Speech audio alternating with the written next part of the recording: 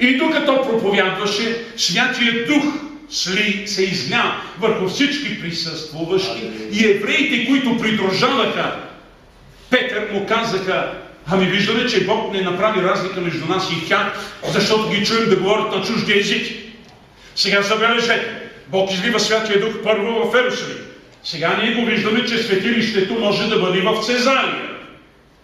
Третият случай е в Ефес. В Дела апостолски 19.6 се казва: и когато Павел положи ръце на тях, Святия Дух слезе на тях и говориха други езици. И пророкуваха. Сега виждаме Ерусалим, Цезария, Ефес. Четвърти случай в Самария. Дела апостолски 8, 14, 15 се говори, че те се изпълниха със Святия Дух в Самария. Нека да си спомним случая с апостол Павел, който още савел на път за Дамаск, пред портите на древния град, Сирия. Бог го посети. И ние знаем, че тогава беше изпратен специален човек, който да му говори как той да се изпълни със Святия Дух. Дамаск. Светилищата се разширяват. Шести случай на вярващите в Коринт. Апостол Павел съветва коринтяните как да практикуват езиците, получени при кръщение. Той казва в 1 Коринтянам 14.18: благодаря Богу, че аз говоря езици повече от всички. В Коринт също стана светилище. Ерусалим, Цезария, Самария, Ефес, Коринт. Започва да се разширява. Това, което предрече Исус на самарянката, че не само в този хол и само в Ерусалим, но навсякъде истинските поклонници се кланят с дух и истина. Земните неща, земните светилища нямат стойност. Там, където е духа, там е светилище. Кажи на човека, който е до теб: там, където е духът, там е светилище. Нека Бог не удара по пляскане. Разбираме, че кръщението със Святия Дух е особено важно, защото кръщението се изразява с новите неща и с това, че се случват нови, невероятни, неподозирани, не случили се до този момент неща. Освен, че светилищата стават безброй много, където са духовните християни, а земните светилища загубват своето значение, Исус говори в Йоанна 4.2: жено, вярвай. Това е моят призив днес с думите на Исус. Вярвай. Жено, вярвай.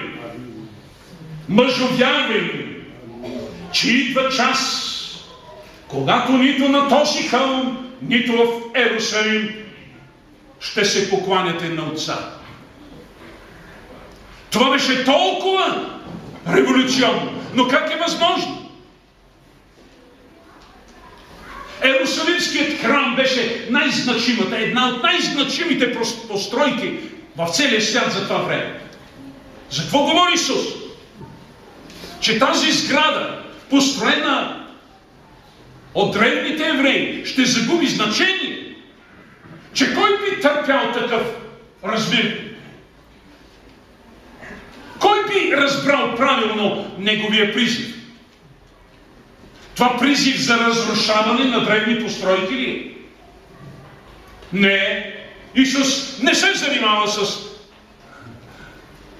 с разрушавания. Той само изгражда. Кажи на човека, който е до теб: той изгражда нещо ново. Иде час и сега е, когато истинските поклонници ще се покланят на Отец с дух и с истина. Разбира се, че Христос с проповедта си и действието си разбива старите стереотипи. Вижте, до тогавашното свещенство загубва смисъла и влиянието си. То загубва властта си над хората. Новоприелите Исус Христос вече не слушаха древните свещеници, нито първосвещеника. Те нямаха нужда от тях. Целият им ритуал, цялата им система рух. Те затова не приемат християнството и отгонят.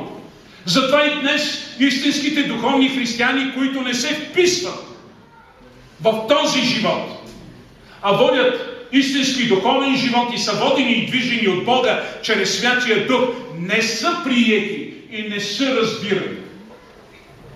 Ако по-голямата част от вас днес са отишли или вчера на гробищата са занесли,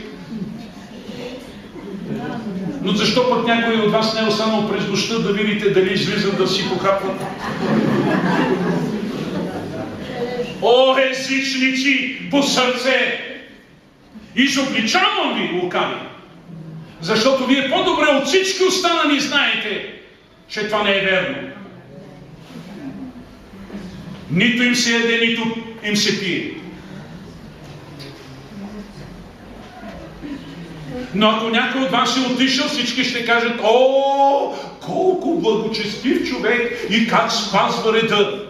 Ако беше Исус тук, щеше да дойде и да каже: мъртъвци ходят при мъртвите.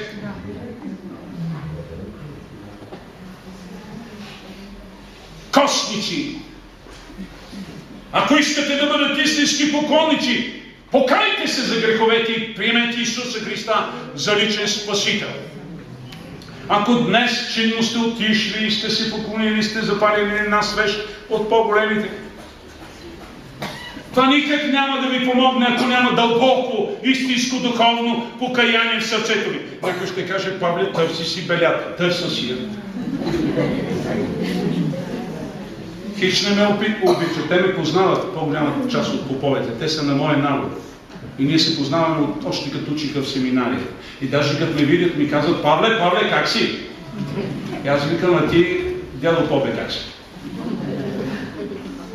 Не, че воюваме. Искам доказателство, бе, човек.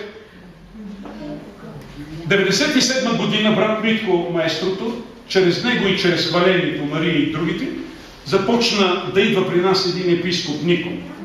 Той беше от Светия Синод. Беше привлечен от силата на Святия Дух при нас. И веднъж бяхме там, в моята стая. И аз му зададах въпроса: дядо Нико, я кажи сега ти, като си такъв духовник, кръстен ли си Святия Дух? О, казвам, имам го Святия Дух, бе, как да го нямам? И казвам: дай ми доказателство. Библейско или каквото и да е, дай ми някакво доказателство. Той не можеше да ми даде, но си спомни, че в неговата младост, преди да учи за свещение, някъде в Плевен някой му е говорил, че Бог кръщава със Святия Дух. И той, като се молил, проговорил чужди езици. Викам сега, можеш ли да говориш чужди езици? Той стана и дълго време се напъва, обаче не проговори езици. И аз му викам: да знаеш, загубил си това, което Бог ти е дал. Да се молиш Бог да ти го върне. И днес аз казвам на Митко и на хората от хвалението, че Бог тогава ви употреби за този човек да му се даде шанс да си върне загубен и да се спаси, а не да живее в една илюзия, без да има духовна опитност на кръщение със Святия Дух. Аз не говоря против тях. Аз не казвам дали те ще се спасят или не. Това не е моя работа да спасявам или не. Да казвам кой ще се спаси, кой не. Но аз казвам ясно и категорично, че ако някой твърди, че е кръстен със Святия Дух, лесно мога да го проверя. Защото Словото на Бога е явно. То говори за доказателство за това. Ето защо нашето служение в наше време е против. Вие разбирате ли, че ние сме не против, а не приемаме празничната система? Вие разбирате ли, че ние не разбираме и считаме за небиблейска одеждоносене? Вие разбирате ли, че ние сме против изображенията, защото те не са на здрава библейска основа? Ние сме против ритуали, които нямат нищо общо с Библията. Ние сме против езически остатъци в народното християнство, които теглят хората назад, а не напред.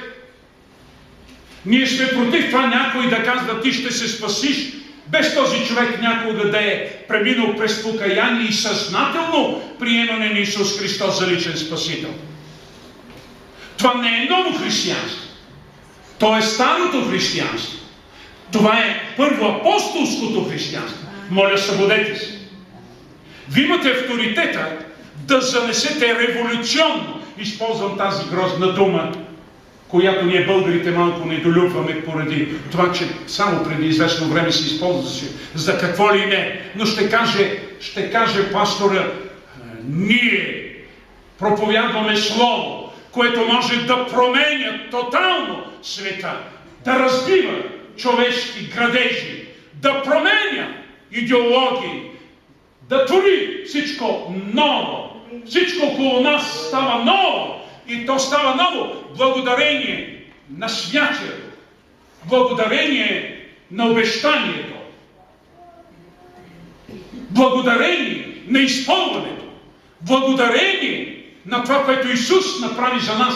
Докато Исус беше на земята, Той беше ходатая, като отиде горе, като ходатай измоли Святия Дух.